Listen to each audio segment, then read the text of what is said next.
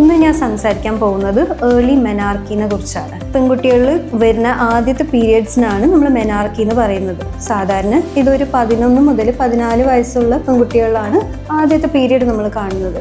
പക്ഷേ ഈ ഇടയായിട്ട് ഒത്തിരി ഏർലി ആയിട്ട് ഒരു 8-9 വയസ്സിൽ തന്നെ നമ്മൾ ആദ്യത്തെ പീരിയഡ് കാണുന്നുണ്ട്. ഇതിന് പല കാരണങ്ങളുണ്ട്.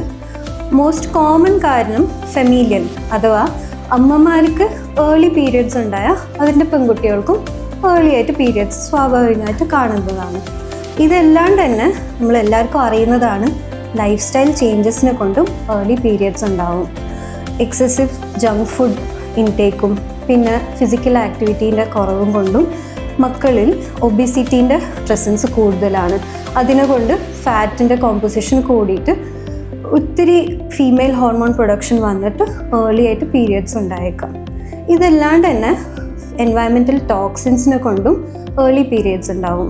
ടോക്സിൻസ് എന്ന് വെച്ചാൽ നമ്മളുടെ പ്ലാസ്റ്റിക് കണ്ടെയ്നേഴ്സിൽ ഫുഡ് സ്റ്റോർ ചെയ്യുന്നത് കൊണ്ടും അതിൽ ഫുഡ് ഹീറ്റ് ചെയ്യുന്നത് കൊണ്ടും പ്ലാസ്റ്റിക് നമ്മുടെ ബോഡീൻ്റെ ഉള്ളിൽ പോയിട്ട് ഹോർമോണിൻ്റെ ഇംബാലൻസിനെ കൊണ്ടും ഏർലി പീരിയഡ്സ് ഉണ്ടാവും. പ്ലാസ്റ്റിക്സ് അല്ലാണ്ട് വേറെ ടോക്സിൻസും ഉണ്ട്, ഫാലേറ്റ്സ്, BPA ഒക്കെ.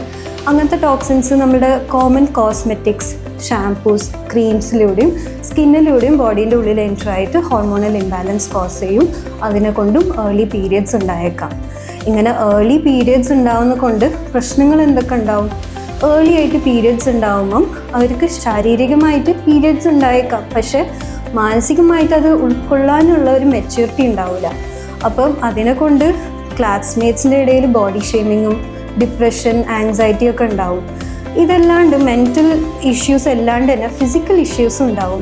ഏർലി പീരിയഡ്സ് ഉണ്ടാവുമ്പം ഈസ്ട്രജൻ എന്ന് പറയുന്ന ഫീമെയിൽ ഹോർമോണിൻ്റെ ഹൈ ലെവൽസിനെ കൊണ്ട് ബോൺ ലെങ്ത് കട്ട് ഷോർട്ടായിട്ട് പെൺകുട്ടികളുടെ ഹൈറ്റ് കുറയാനുള്ള സാധ്യത ഉണ്ട്. അപ്പോൾ അവരുടെ ഫൈനൽ ഹൈറ്റ് കുറഞ്ഞു വരും. ഫിസിക്കൽ എഫക്റ്റ് ഇതാണ്.